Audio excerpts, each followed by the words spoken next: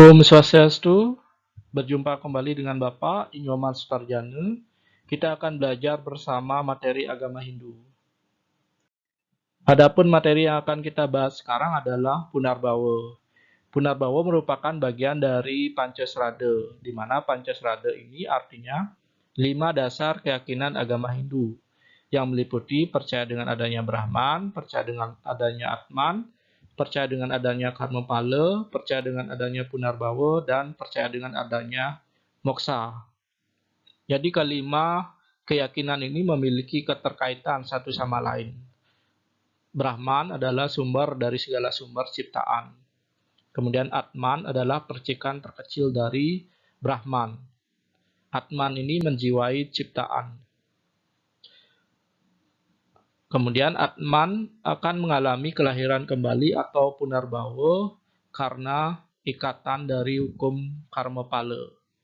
Ketika Atman ini mampu mengatasi ikatan hukum Karmapala, maka Atman ini akan mencapai kelepasan, yaitu moksa.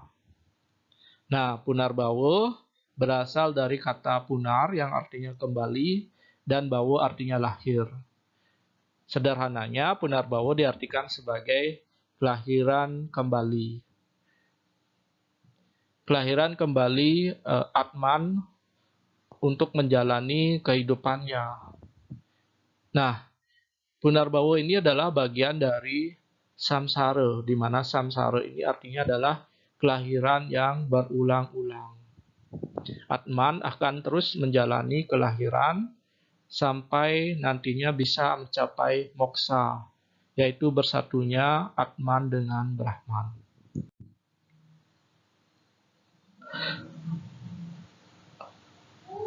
Kita hidup ke dunia tentu memiliki tujuan. Agama Hindu mengkonsepkan tujuan kehidupan itu menjadi catur purusa arta, yang terdiri atas dharma. Kita hidup untuk menegakkan kebenaran, kemudian arta untuk memenuhi kebutuhan jasmani atau material, kemudian kama untuk memenuhi keinginan atau hawa nafsu, dan moksa untuk mencapai kelepasan. Nah, dari keempat tujuan ini, tujuan tertinggi ini dijelaskan dalam sloka, yaitu Moksartam Jagatitaya Caiti Dharma. Tujuan dari kehidupan kita sesungguhnya adalah untuk mewujudkan moksa, yaitu Brahman, Atman, Aikyam. Bersatunya Brahman, Atman, Brahman dengan Atman. Nah, kaitannya, Atman ini akan mengalami samsara atau kelahiran berulang-ulang yang terdiri dari Punarbawa, jadi kelahiran dalam satu kurun kehidupan. Kelahiran ini terjadi karena adanya karma wasana. Karma wasana ini adalah bekas-bekas perbuatan yang mengikuti Atman ketika dilahirkan atau mengalami Punarbawa.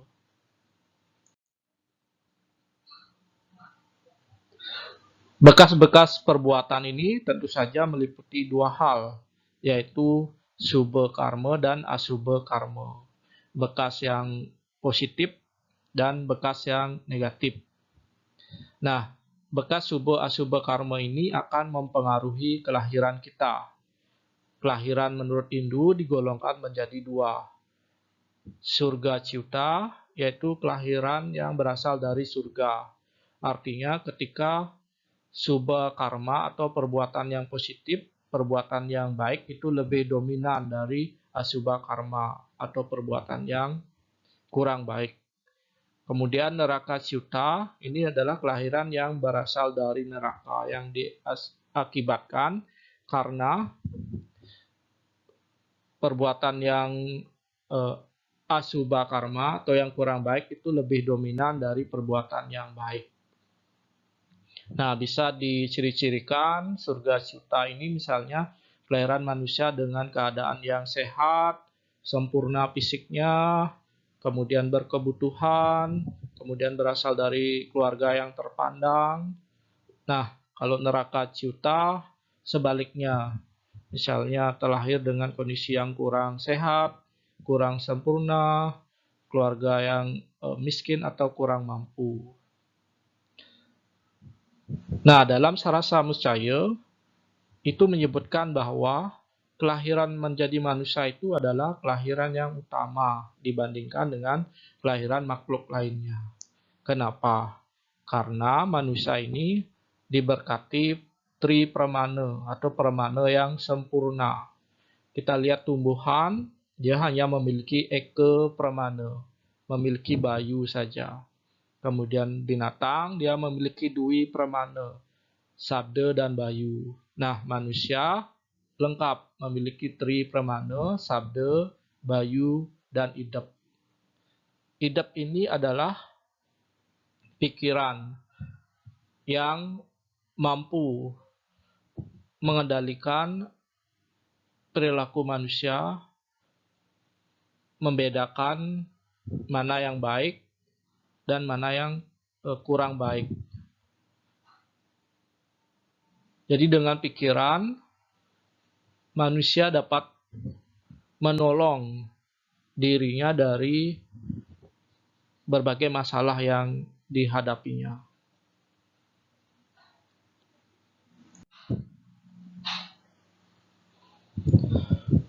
Punarbawa ini ibaratnya adalah kesempatan atau peluang bagi Atman atau manusia itu sendiri untuk memperbaiki kualitas kehidupannya.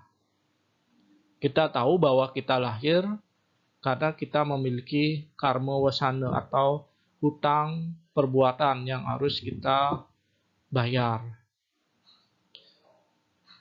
Dengan memahami Punarbawa, kita jadi menyadari bahwa kita harus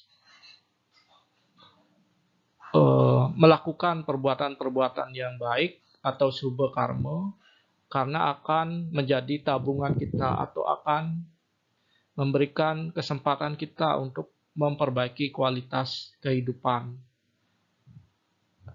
Adapun caranya yaitu menjalankan Trikaya Parisuddha, 3 perbuatan yang baik. Kita mulai dari berpikir yang baik. Dari pikiran yang baik tentu saja akan melahirkan kata-kata yang baik. Dari kata-kata yang baik akan melahirkan perbuatan yang baik. Karma pala, kita percaya bahwa segala perbuatan baik itu akan kembali ke kita. Akan ada pahala yang akan kita nikmati. Ataupun sebaliknya. Jika perbuatan kurang baik yang kita lakukan, tentu akan ada hal yang kurang baik juga yang akan kita terima. Karma pala ini artinya adalah hukum perbuatan. Bahwasanya setiap perbuatan itu pasti akan mendatangkan pahala atau hasilnya. Baik buruk hasilnya ini tergantung pada perbuatannya. Nah, karma pala terbagi ke dalam sancita karma pala, prarabdha karma pala, dan kriyamana karma pala. Pembagian karma pala ini berdasarkan tri samaya atau 3 pembagian waktu yang meliputi atita, masa lalu, nagata, masa depan, dan wartamana, kehidupan sekarang atau masa kini. Sancita karma pala adalah perbuatan yang kita lakukan di masa lampau dan hasilnya kita nikmati dalam kehidupan sekarang. Prarabdha karma pala, perbuatan yang kita lakukan sekarang, hasilnya kita terima sekarang. Kriyamana karma pala, perbuatan yang kita lakukan sekarang, namun hasilnya belum selesai atau tuntas kita nikmati atau kita jalankan dalam kehidupan di masa mendatang. Karma pala bisa kita lihat dalam kehidupan sehari-hari. Sancita karma pala misalnya bisa dilihat dari adanya kelahiran ya surga ciuta dan neraka ciuta ya. Jadi itu tanda bahwa ada bekas perbuatan di masa lampau yang hasilnya belum habis kita nikmati, nah sehingga harus kita nikmati dalam kehidupan sekarang. Sehingga kita melihat kelahiran manusia itu beragam bentuknya. Ada yang sempurna, ada yang kurang sempurna. Prarabdha karma pala itu adalah usaha yang kita lakukan dan hasilnya kita terima sekarang. Misalnya sekarang kalian belajar dengan tekun, mengisi masa-masa sekolah kalian dengan hal-hal yang positif, kegiatan berorganisasi, ekstrakurikuler yang mengembangkan potensi kalian. Tentunya nanti akan mengantarkan kalian untuk mencapai kesuksesan. Nah, itu prarabdha karma pala. Kriyamana karma pala. Nah, kita percaya bahwa perbuatan kita yang sekarang ini akan menentukan bagaimana kualitas kelahiran kita di masa mendatang.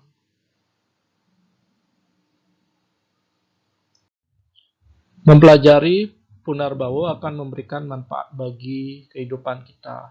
Adapun manfaatnya adalah yang pertama, mengetahui tujuan hidup kita. Dengan mengetahui tujuan hidup, kita tidak terhanyut dalam kehidupan duniawi karena kita menyadari bahwa tujuan tertinggi agama Hindu itu sebenarnya adalah untuk mencapai moksa atau bersatunya Atman dengan Brahman.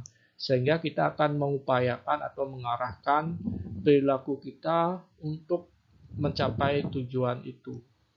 Yang kedua, kita akan bersikap positif karena kelahiran menjadi manusia ini adalah kesempatan bagi kita untuk memperbaiki kualitas kehidupan kita itu. Karena yang bisa menolong diri kita itu adalah diri kita yang sendiri. Sehingga kita menjadi semangat untuk menjalani hidup, untuk mengisi kehidupan ini dengan hal-hal yang positif dan bermakna. Yang ketiga, memiliki sikap sabar dan tahan uji. Kita menyadari bahwa masalah dan ujian ini sebenarnya adalah kesempatan bagi kita untuk naik tingkat atau meningkatkan kualitas kehidupan ini.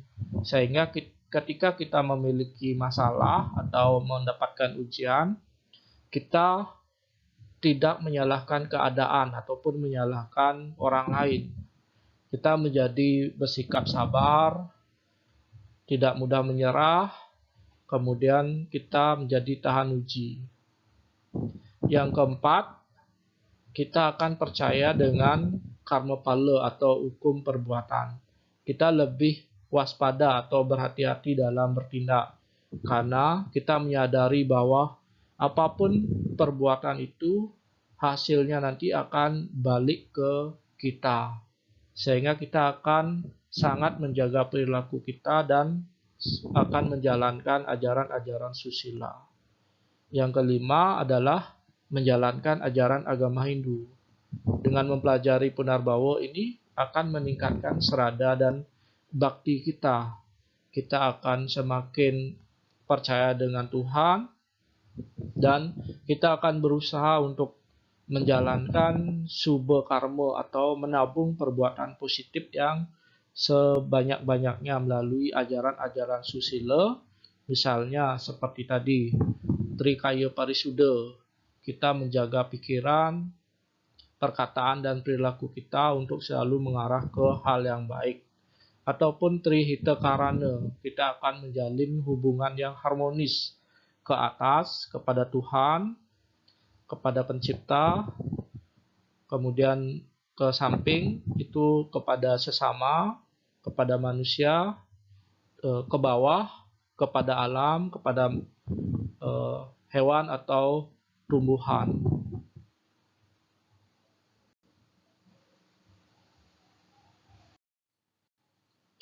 Nah, demikian pembelajaran kita tentang Punarbawa. Mudah-mudahan bermanfaat untuk kita semua. Bapak tutup dengan Parama Santi. Om Santi, Santi, Santi Om.